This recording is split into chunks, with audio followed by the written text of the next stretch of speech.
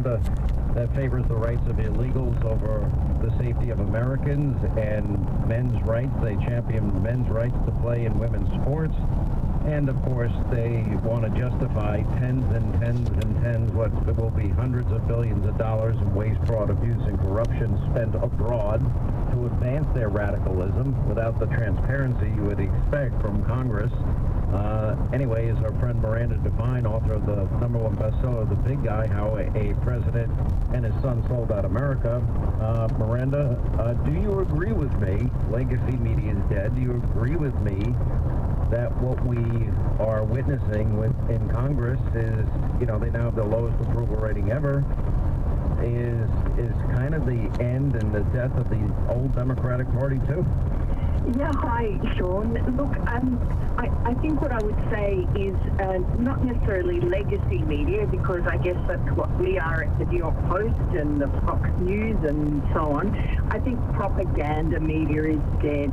I think that whether it be MSNBC or the New York Times, Washington Post, the clock is ticking for them when they just continue to gaslight and lie to their audiences, because their audiences are wise to them. And we saw that at the last election. And suddenly people realized that, Donald Trump was not Hitler, that the lawfare against him was completely unjust and unjustified, and that, they looked at the assassination attempt against him in Butler and the way he responded, and they thought, hey, that's not the guy that I've been told that Donald Trump is by my favored media organs.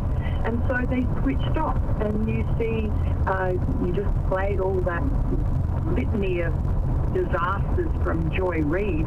Her audience, like all her stablemate audience at MSNBC, has been cut by a half.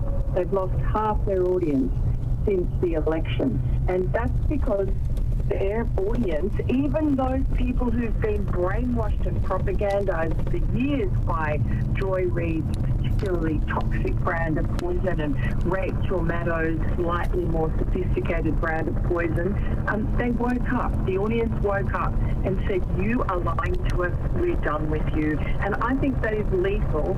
The same goes for the Democratic Party, because, of course, MSNBC is just a mouthpiece for the Democratic Party, and they're a washed-up outfit. Unless they change direction, they show no sign of doing that. They're dead.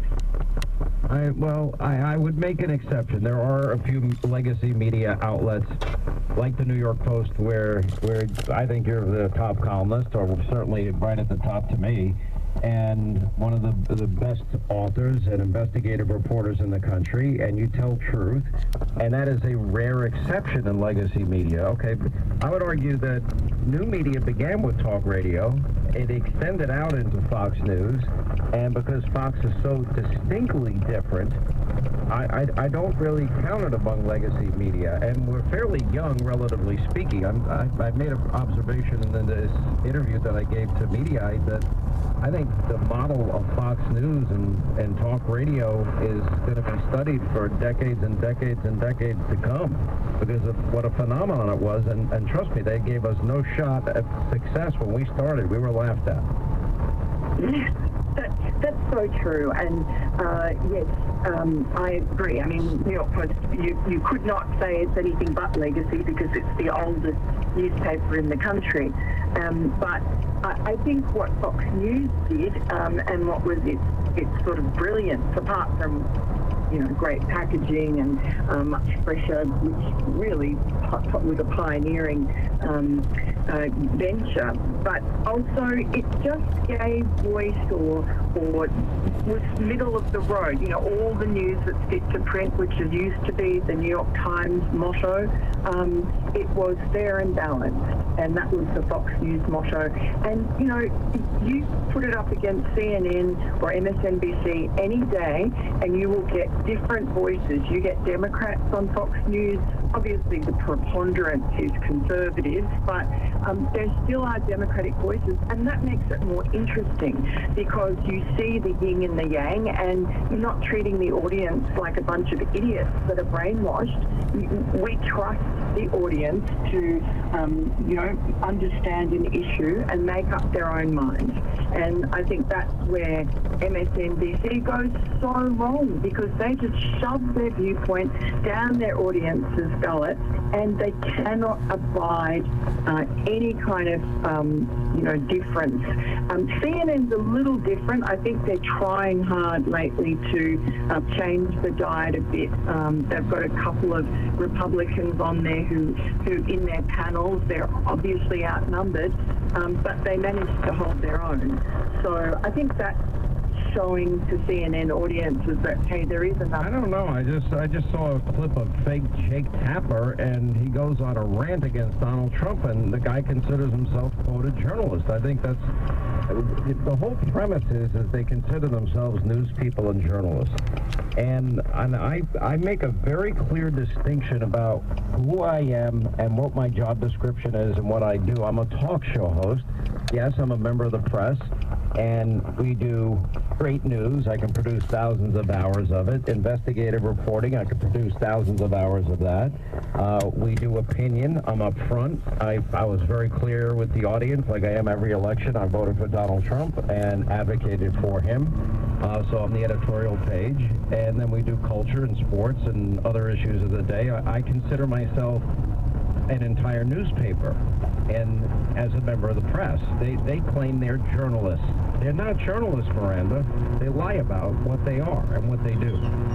Yeah, I think that once you've lost your way, I don't think that you perhaps should be calling yourself a journalist. But on the other hand, I think, journalism's a pretty broad church, and it has been traduced, particularly since the Trump era began in 2016. I think a lot of people like the deep state, the intelligence community, a lot of journalists who had forged relationships with various spooks, they all lost their minds when Donald Trump came along.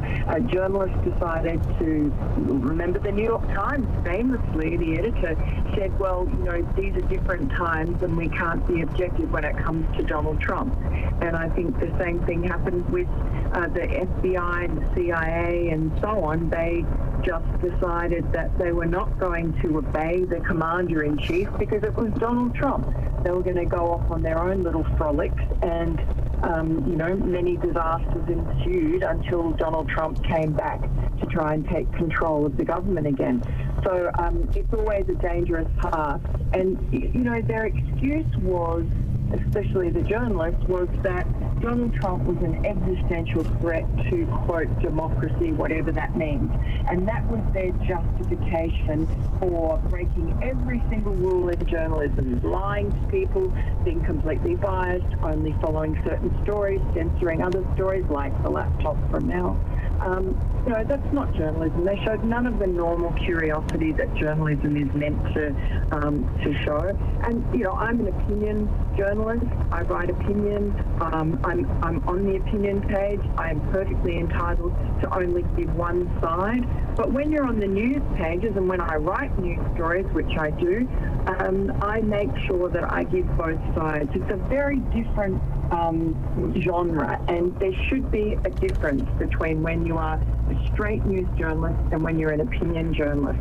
And I think for a lot of them, they've lost that objectivity, and certainly you see it in the news pages of once respected publications like the New York Times and the Washington Post. You could read some of their news stories as if they were opinion columns. Yeah, well, nobody does it better than you. You thread that needle perfectly. Miranda Devine, we always appreciate you. Thank you so much for being with us. 800-941-SEAN is our number if you want to be a part of the program. Quick break, right back, we'll continue. The